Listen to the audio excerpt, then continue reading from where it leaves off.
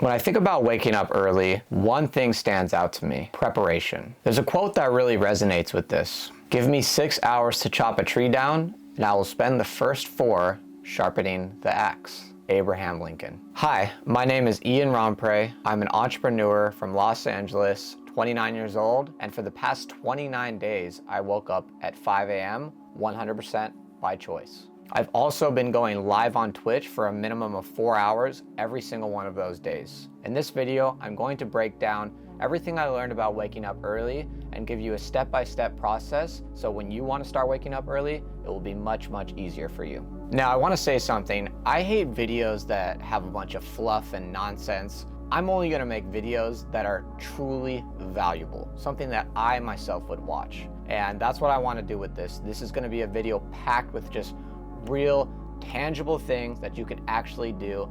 Yes, there are going to be some things that you may have heard before, but I can almost guarantee there are going to be some things that you haven't heard before. So let's get straight into it. Number one, this is probably the one that you've heard a million times before, but it's the most important thing, and that is that you need to go to sleep before 10 p.m. or even 9 p.m. It's very simple. If you want to wake up early, you have to go to sleep earlier. Optimal functionality occurs when you get 6 to 8 hours of sleep, and if you don't go to sleep early enough, your body, you just simply won't have the willpower, or it'll be so much more difficult to get up early. When you go to sleep past 11 or you go to sleep at 1 a.m., you just wake up or like way later in the day. For me personally, if I go to sleep 12, 11, 1 a.m. sometimes, it's like I'm gonna be waking up around 11 a.m. Sometimes even 12, like 12 before I even get out of bed. So for the first thing on this list, the most important thing on this list is that you need to learn to go to sleep earlier. When I actually fall asleep around 8:30 or 9 p.m., my body just naturally wakes up around 4:30 a.m. Like I don't even have to force myself to wake up. I just naturally wake up. And I know what you're thinking, well, how do I actually fall asleep earlier? Well, I'm gonna get into that right now. So number one is, if you're a coffee drinker, you want to make sure that you finish your coffee before noon, because caffeine can stay in your system a lot longer than you think. And if you're having a cup of coffee at 2 p.m. or any later than 12 p.m. really, that caffeine is still going to be in your body when you try to fall asleep. Number two is to use sleepy tea or melatonin gummies. I have some melatonin gummies right here. Those are 12 milligram melatonin gummies, extra strength. They will knock you out. I don't recommend taking them every night, but I will recommend when you're starting up, like when you're first starting to go to sleep earlier, when you're starting a new sleep schedule, you can use one of those to kind of help you fall asleep. Another thing you can get is sleepy tea, basically tea with melatonin in it, and that also makes you really tired. Number three, take magnesium supplements. Get some magnesium gummies, eat them every single day. It helps you relax and it promotes better sleep for you. Number four, use blue light filter glasses that block out blue light when you're staring at a screen, and make sure you have those on, especially when you're going to go to sleep. There are applications, if you're a Mac user like myself, called Flux, which automatically basically applies an orangey filter to your screen so that's a little bit nicer on your eyes, and it makes it easier to fall asleep. And then on the iPhone, you can actually go into your accessibility and you can turn on what's a red tint, and that's the best for your eyes. So make sure, if you're going to be staring at your screen, you need to stare at your screen at the end of the night, at least have the red filter on. Avoid your bed until you're actually sleepy. You see that piece of wood right there? That's where my bed normally is. My bed is against the wall right now. I force myself to avoid my bed until I actually need to go to sleep. And you should too. Because when you lay down in your bed, when you lay down in the position that you would when you're trying to fall asleep, when you actually need to go to sleep, you're just used to it, and then you're like, wait, what am I even doing here? But if possible, avoid your bed completely until you're actually going to fall asleep. Number six, and this is just something that might help you when you're actually going to sleep, it's helped me. When you're falling asleep, instead of thinking about what happened yesterday or what's going to happen in the future, or that anxiety version of you comes out, instead visualize a scene in your head that would only exist in a dream world. You've been living in a dream world, Neo. I have one that I came up with a while ago, but it's essentially, I visualize a beach that is entirely made of coffee. I know it sounds crazy, but essentially the water is coffee, the sand is ground coffee, the rocks are coffee beans, it smells like coffee. this scene I just completely made up in my head, but it's something that would never exist in the real world, and therefore it helps your mind slip out of that anxiety version of you, and instead you slip into a version of you that's just kind of more in the dreamlike state. When you have that visualization, what will often happen is you'll kind of slip into other similar visualizations, and from there you'll just pass out. At least that's my experience with it. So do your best to think of a scene that would not exist in the real world. So number 2 on this list is to optimize your environment. You want to remove any boundaries, or you want to make sure that you eliminate any decisions that will keep you from wanting to wake up early. For me, I hate waking up to a freezing cold room, so I actually have a heater that when my first alarm goes off, I pop the heater on with the remote, and then I put some clothes on. I have my shirt and my pair of pants or sweatpants or whatever right next to my pillow. So when my first alarm goes off, I pop my heater on, I put my shirt on, I put my sweatpants on,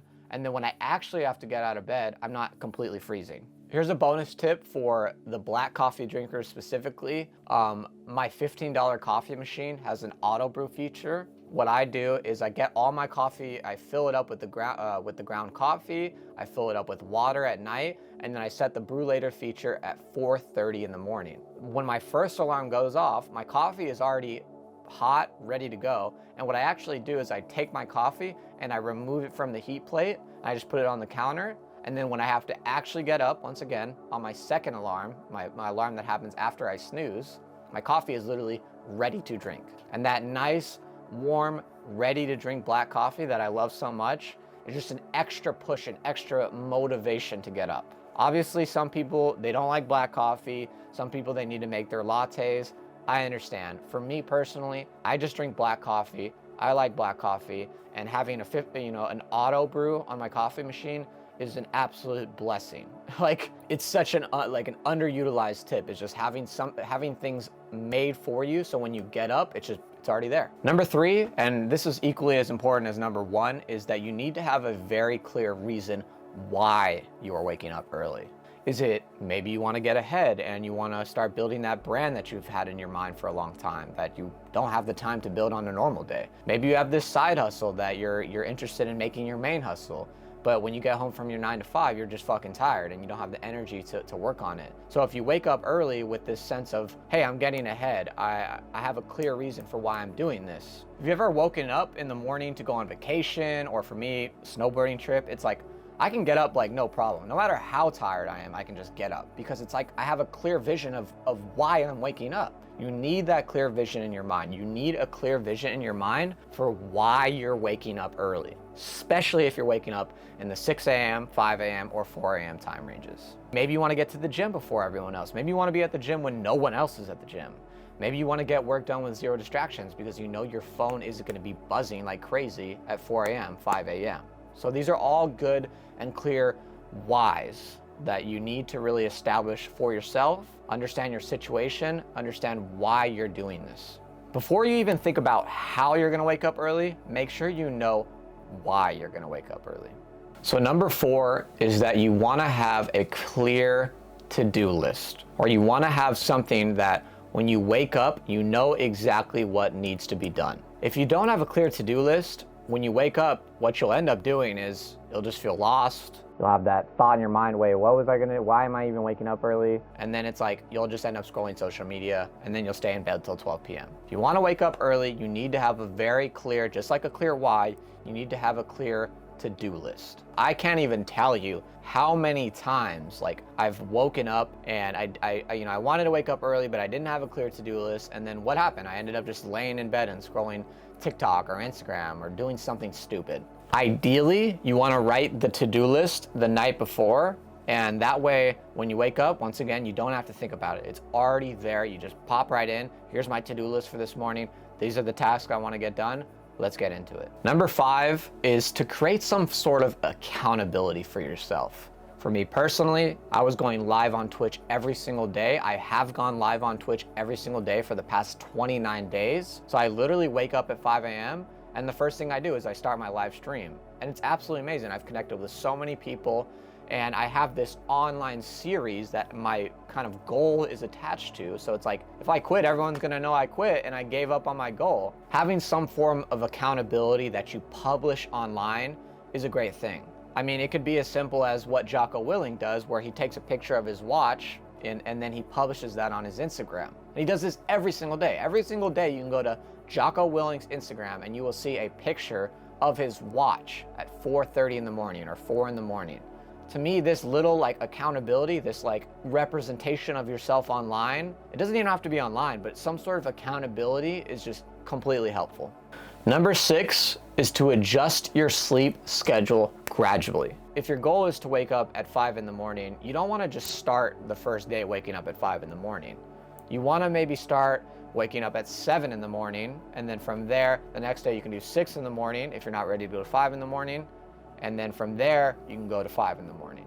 You want to kind of gradually work yourself into this goal of waking up at 4 a.m., 5 a.m., because these are very early times in the day. Literally, the sun's not even out for 2 hours at 5 in the morning when I wake up. Rather than trying to just basically hop to the 12th step, you want to kind of go from step 4 to step 8, then to the 12th step, if that makes sense. What you could do on the first day, like if you have this first day, the night before, you could stay up till whatever time, but just make sure you wake up at least at 8 in the morning, at least at 9 in the morning, at least 2 to 3 hours before you normally wake up. Because when you're gonna go to sleep that night after that, or the night of that day, you'll just be so much more tired. And then if you combine that with some sleepy tea and extra strength melatonin, you will knock the fuck out. Number 7, and this is such a good tip. You've probably heard it before, but it has to be in this list. Number 7 is to place your phone across the room so you are forced to stand up to turn your alarm off. This tip alone of placing my phone somewhere where I have to stand, I actually put mine on this table. There's a table right here, you can't see it, but I put my phone on the table, and in order for me to snooze my alarm, I actually have to use my legs to do it. The thing about when you keep your phone next to you in the bed is you don't have to use your legs to snooze it. You just boom, pop, pull it out of the blanket, and then boom, you hit stop, snooze, whatever. You don't wake up. When you put your phone at a place that you have to use your legs across the room and you have to walk, you have to stand to go turn off the alarm, it will help you so much. This is such an underutilized tool. Probably heard it before, and you probably were like, oh, that's a pretty good idea. It's a fucking great idea. It's one of the best ideas you can do. Number 8 is that you want to buy things that excite you. I always tell people this: if you want to get more work done, you need to get excited about your work. So you need to invest in things that make you excited to work. That could be something like a new coffee machine. That could be something like a new keyboard, a new computer. It can be anything, a new mic. It really can be anything that aligns with your particular goals and desires in life. But the point is, never hesitate to invest in things that improve your life and make you excited to work. Here's gonna be just me rambling about things that might help you as well. I think lastly, the most important thing that I'll leave you guys with, you need to develop the ability to force yourself to do things. You need to develop the ability to force yourself to do hard things. Because I'm telling you, no matter what you do on this list, waking up on the first day or the second day or the third day is gonna fucking suck. It's just gonna fucking suck, especially if you're not used to waking up early. You need to basically formulate a mindset that enjoys pain, enjoys hard work. Suffering, you understand that suffering is the key to succeeding in life. And with that mindset and a clear why and these extra tips I gave you, it will just be so much easier for you to wake up early. During this 30-day series, I had a couple jobs that I had to do. I had one where I had to basically go and film this summit, the Don't Die Summit for Brian Johnson. It turned out that my friend's birthday party was on that night, and this is a really close friend of mine. So I told him I would go to the party, and I'm a man of my fucking word. So I ended up getting home at like 9 p.m. this night, and then I went to his house, and I stayed at his house till frickin' I think 12:30 in the morning or 12:20 in the morning, and I was frickin' dead. I was super exhausted. I was like yawning at his party, but I still showed up. I was still there, and I still left, went home. I fell asleep around 1 in the morning, and I still woke up the next day at 5 in the morning. Why? because I have the ability to force myself to do hard things. I understand that hard things are the key to success in life. Hard things is the key to growth in life. Another day, literally the day after that party, I had to go film a DJ, a client of mine, at this wedding. And at those weddings usually start, well, they don't start, but I usually attend the wedding to start filming around 10 p.m. And then this particular day, my DJ didn't get to go and have his set till like 1:20 in the morning.